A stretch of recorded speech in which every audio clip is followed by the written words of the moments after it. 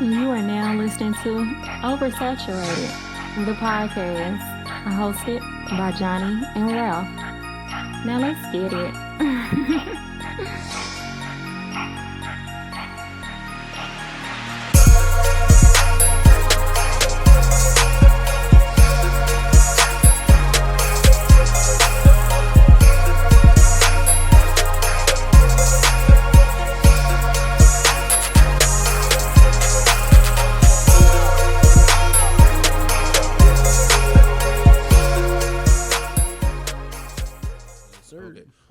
What's happening, YouTube? This is OS the podcast. I'm Ralph. I'm Johnny. Hey, man, when you see us here, we're kind of free of the podcast, giving you a YouTube exclusive Marvel. Yes. Disney Plus Secret Invasion Episode 2. We're here to give you a review and recap and synopsis, all that great stuff. Yep. OS style. So make sure while you're here, make sure you hit the thumbs up bell, subscribe, hit the notification, all that great stuff. All that. Comment, let us know what you think about this about the episode so far. I mean the series so far. But Johnny. Yes, sir. Usually when we get into this bag, you know what we do.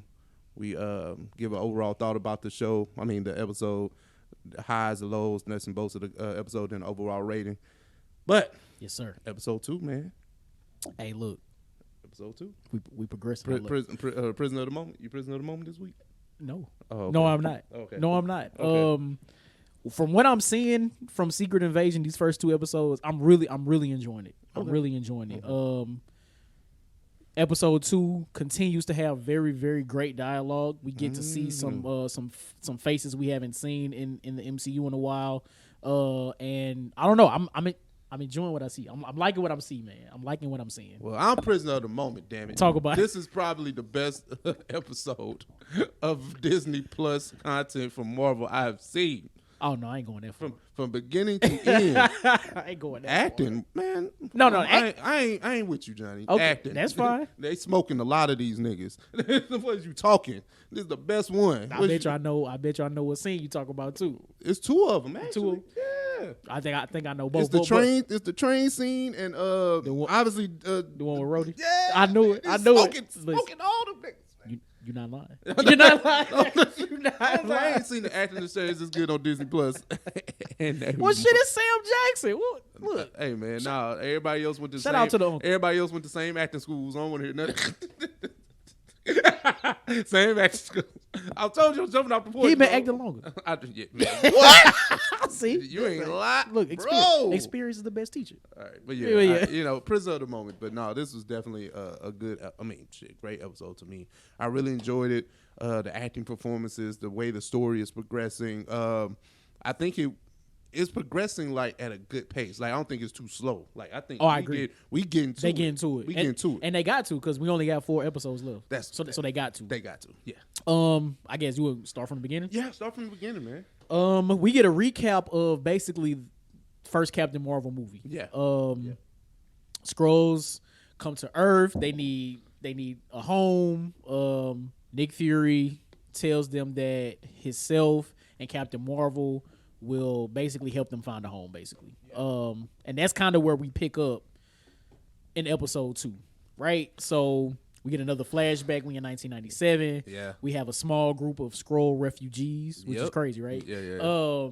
And basically Nick Fury comes to them and says, look, hey, I know y'all don't have a home, but if y'all help me, I'm going to help y'all. Pretty much. So if y'all just, go infiltrate some stuff, listen, just give me some time. I'll find y'all a spot, basically. Yeah.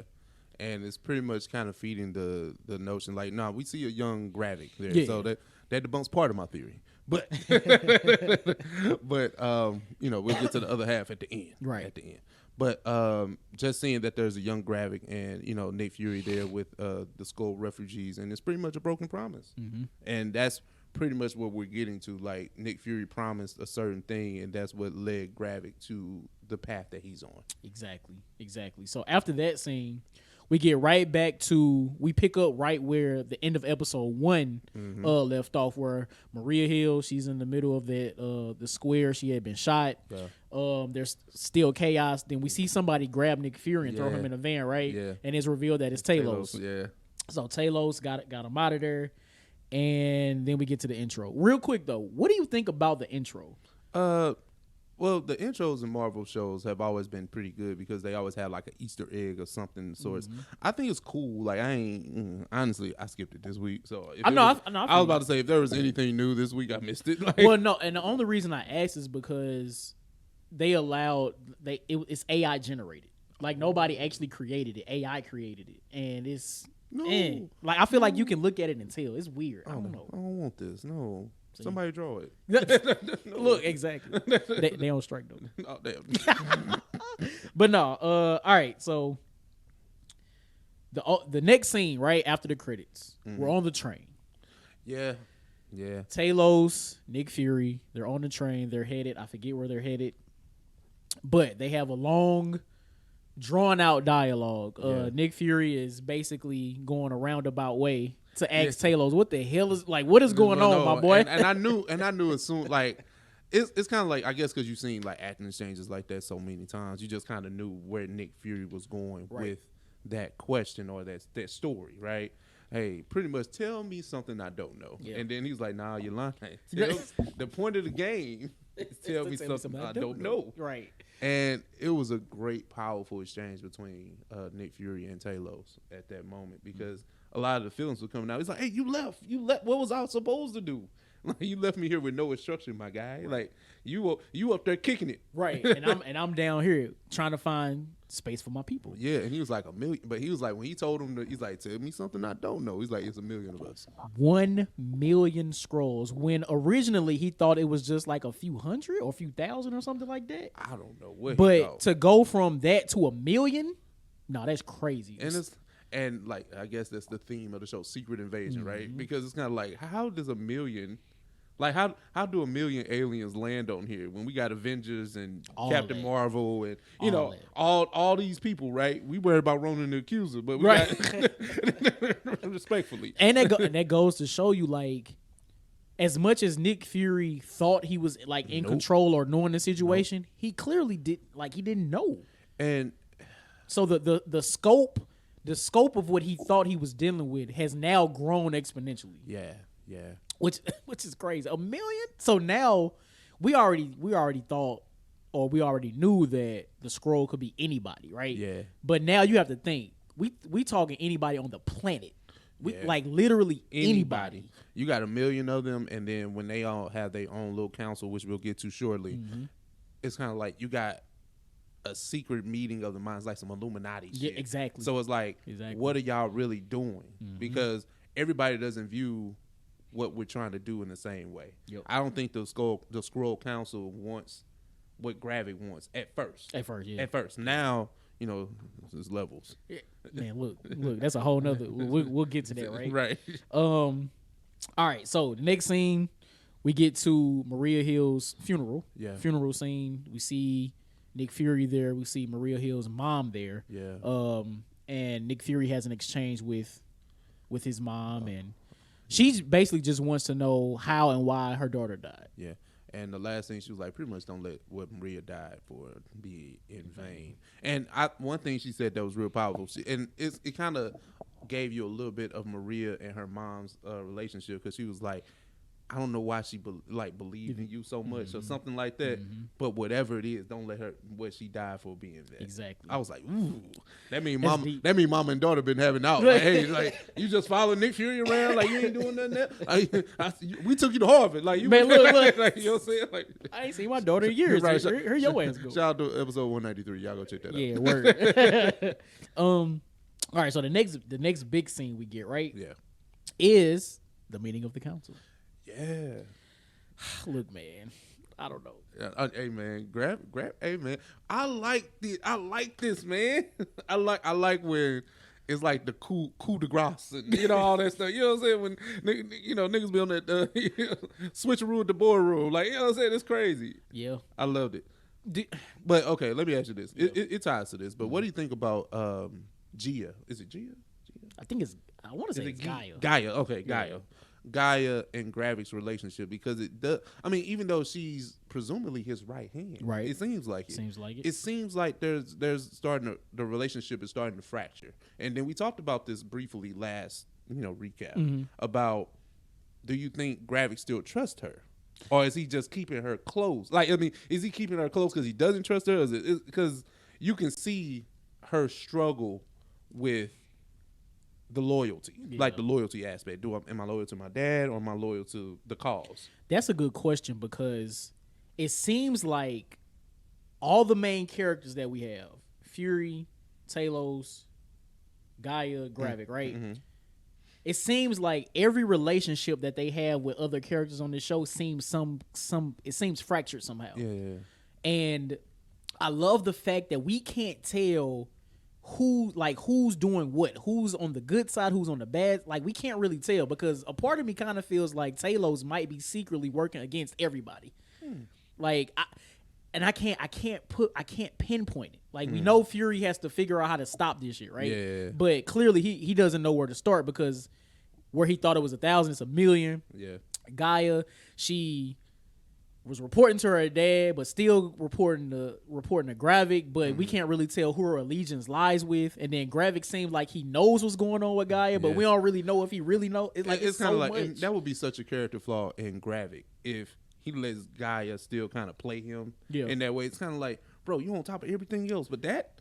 But I mean, then again, maybe he feels like, you know, I can trust her. Yeah. But I still feel like that's nasty. If if Gaia is able to kind of pull the wool over my man's eyes, like, hey, bro, like. She could be the one. She could be the master all that shit. I guess, who knows? man. I don't know. I know, right? It's all a secret. Right. You're right. But no, but back to the scene of the council, right? Yeah. So they show us that the heads of some of the most powerful entities in the world. I think we skipped something, right? Oh, what's up? Because Brody had his hearing first with those people, right? Because some of those people were sitting at the table, right? Or am I tripping? Because I feel like one of those guys was on after. That's after. Okay, my bad. Oh no, it's all good. So a lot of the heads of the most powerful entities and countries on the planet. One of them was like the dude. He's like a Tucker Carlson type, right? He was. I guess no. He's more like Jonah Jameson, right? I like that one better. But think about it. You have the head of NATO. You got the head of one of the most powerful news outlets on the planet. Right. You have the prime minister of, I forgot the country, but you have like a couple prime ministers. Yeah. Like, think about all of these powerful people who have the power to enact war. Yeah. You have the power to persuade the public on things. Like, all of these are scrolls. Yeah. That's nut. That is insane. And they all have their exchange, and basically they allow they vote Gravik to be like the head general now. Like, he's in full control of everything that the Skrulls are having going on now. Yeah. And it's about to be crazy. Yeah, it's definitely about to be crazy, man. And then you see the one that was not like, I ain't with none of this. And I kind of fear for her life. Same. Because, like, they didn't kill her this episode, but when he let her walk out, I thought she was getting popped outside. Yeah, I ain't gonna lie. And then she was able to call Talos, and then Talos is setting up a meet that's in a future episode. So, our next scene, let's see.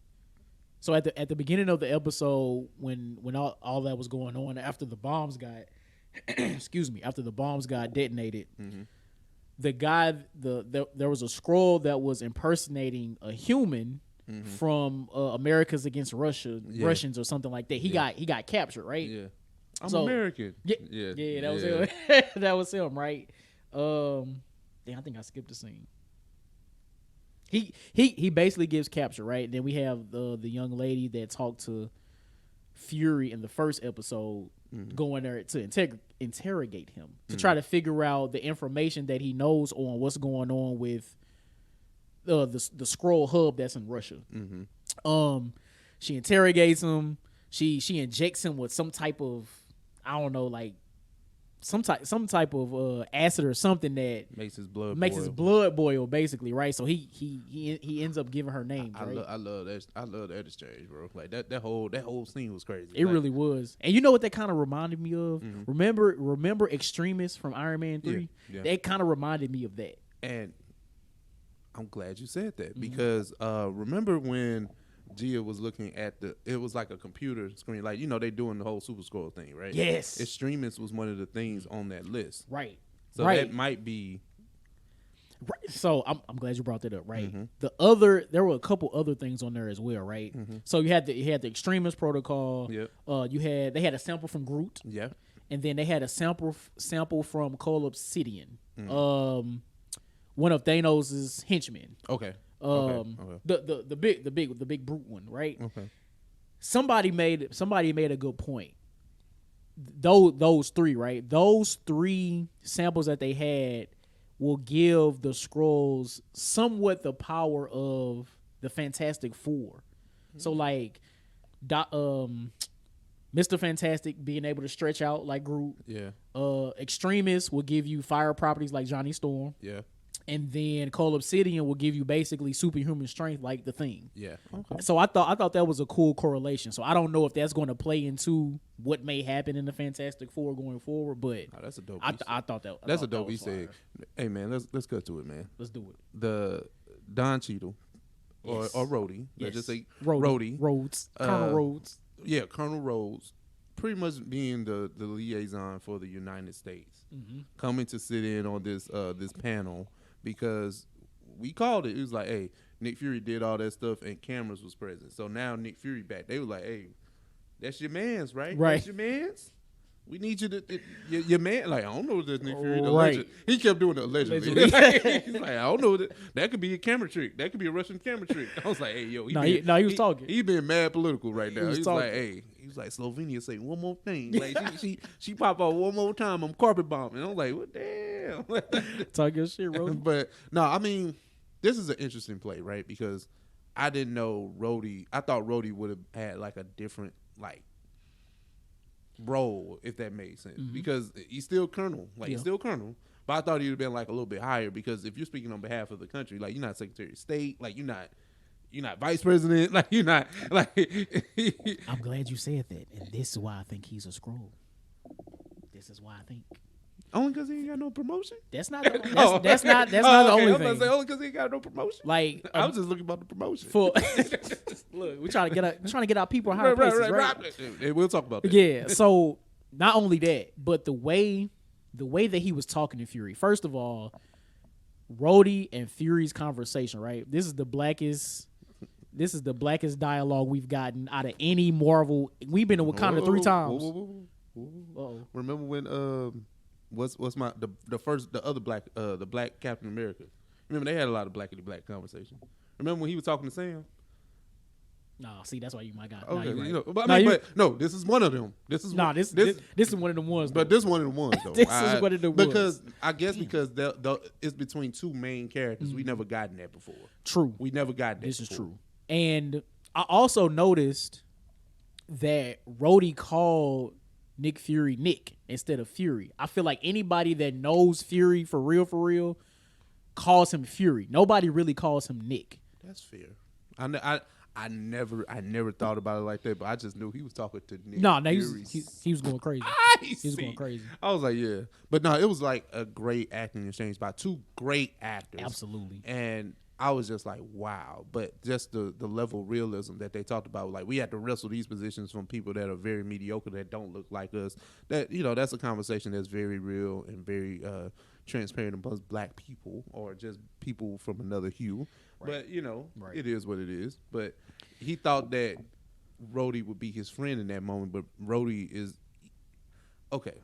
Even let's just take the scroll a theory away. Okay. Let's just say that's really Rhodey. Okay. Do you think Rhodey had a point, or he's just being a stickler for the rule? That's a great question. I guess the bigger part of me wants to think he's being a stickler for the rule because Rhodey done been through his own share of shit. Yeah. Being an Avenger, right? Yeah. Not only being an Avenger, but being one of the highest ranked military people, and I'm assuming going through whatever he had to go through to get to that place, right? So I think he will understand what will be going on with Fury, especially after the blip. Yeah. With him having to retreat for trauma reasons, for whatever reasons he needed to retreat. I feel like Rhodey would sympathize with him, empathize with him. Yeah. I don't know. It's like I don't know if he's coming from the angle of if this is really Rhodey that you just can't trust a spy no matter what. Or that. That's the only thing I got for you. Like, I'm just saying, if this really is Rogi. I mean, well, you know what? Like, you can't trust spy. What you doing, man? Like, Points were made. you making this hard for it. You know what I'm saying? And then we passed the Civil War thing, but it still feels like he's still upholding that side. You know what I'm saying? Remember, Oh, yeah. Remember, Cap went left, but Team Iron Man, we pro-gov, and you gotta be pro-government if you a ranking general. Listen. That has the president's ear. You have to be pro-government. That's the one. Excuse me. I feel like that's the one constant with Rhodey. Which, I mean, clearly, if you're gonna be that high up in position in the military, why would you fold for the government, right? Yeah. So no, I get that. Okay. All right, so we get to the last scene, the very last scene, right? Hey, man. Fury, he drives off, goes to this beautiful house in the woods. I'm talking this aesthetically pleasing. You feel me? Aesthetically pleasing. We get a visual of a Skrull woman chopping up vegetables, getting ready for dinner, preparing supper. Nick Fury goes in the house, puts his keys down, comes around the corner. Then we see a beautiful black woman. Yeah. She says, ain't you missing something? She said something to that effect. And he said, oh, excuse me, ring on finger. I was like, oh, my man's is married. They kiss. Fade to black. Right. Fade to black. Insane. Finn. Right. You know what I'm saying? Hey, yo, my man's married to a Skrull. I called it. I just thought the graphic was gonna be a little Nick Fury. Yeah. That's the only thing I had for you. But I mean, the plot still holds true because I mean, you gotta think about so many concepts. We never got a Nick Fury backstory. True. And in the spy game, even if you're married, you keep those things. Like remember, like for sure. Remember Hawkeye. We didn't even know he had a family. We didn't. He had a whole. Listen, I'm talking about wife and kids. Right. Like we had a village. Right.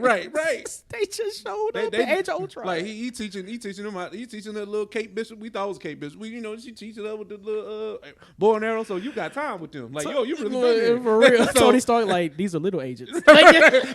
Exactly. So it's kind of like when you are a dedicated spy, your family is off the books. And Nick Fury knows that game oh so well. How has he maintained a marriage for it looks like 30 years? Man, what? I'm talking, listen. Like this is Nick Fury. He got like enemy on enemies. He got spy money, so he can hide her and they can be secluded wherever they at. But this is not even a human woman. And so he got to be even more. That's and see that's where the level gets different. It's like, oh man. So that's why he has the I guess the affinity for the Skrull race. Like you in love with a Skrull woman. Like I love it. I mean, but I love it. I was like, oh. That shit caught me off guard, bro. They called me so off guard. I was like, nah, I loved it. You know me. I was like, sometimes you just want to be right. I was of course. like, oh, yeah. Thank you. Thank you for this. That's what's up. But no, that's a dope way to end episode 2. You get more into Nick Fury's backstory, and then we gotta talk about this. I don't want no car bombings at the beginning of episode 3. I want to see what I want nobody to get slapped, and then I want to get straight to this. My man was married. We gotta talk about this. We've been invested since 2008. Man, look, I need to know what the wedding looked like. I need to know who was the groomsman. I need to know who matron of all that. I need to know all of that. Talk that. Because was she a Skrull when she got married, or did she have her human face on? I want to know. Who's at the wedding? Was Coulson at the wedding? Tahiti, all that shit. I want to know. Oh wait, did you watch Agents of S.H.I.E.L.D.? No. Okay, you don't get that reference. Never mind. I'm just saying, who was there, man? But no, it's like, I mean, just thinking about that, Nick Fury is a married man. That's just a dope way to end. It's like we getting into that backstory. We probably gonna get a little bit more graphic in there because I think it's still deeper than You know what? It's still deeper. Like that may not be Nick Fury's biological son, but it's something there. I was just about to say, because that's not his biological son, it could be like a nephew stepson type of situation where they did have that type of bond when Gravik was growing up, and somehow it went left. So it's definitely more to the story. Absolutely. So. Sure. But I mean, do you got any lows for the episode? I mean, I know we kind of went through it. Like I don't really have any lows for the episode. I don't have no lows for this. But hey, man, rating time, Johnny. What you got out of 5, bro? Look, man, I don't think I've ever given anything a 5, so I'm gonna go like 4.98. Like this is a great episode. The dialogue, not too much action, but the action that was there was great. Yes. Everybody's just for 2 episodes, everybody's putting on a great class of acting. So shout out to me. Shout out to man. Like, hey, man. I guess since I jumped off the porch, I just gotta say 5. Yeah. Because I really enjoyed this episode. Like immediately, even though I haven't watched it again, I'll say, hey, I need to watch this again. Yeah, like I don't want to recap. I want to watch this episode again for sure. Because it was just that great to me. So yeah, we going 5. I have never said 5. And I'm not mad at it. So yeah, with that, that's episode 2 of Secret Invasion Promises. We'll be back next week with episode 3. Man, we'll catch y'all. All right, we out. Peace. You are now listening to Oversaturated, the podcast hosted by Johnnie and Ralph. Now let's get it.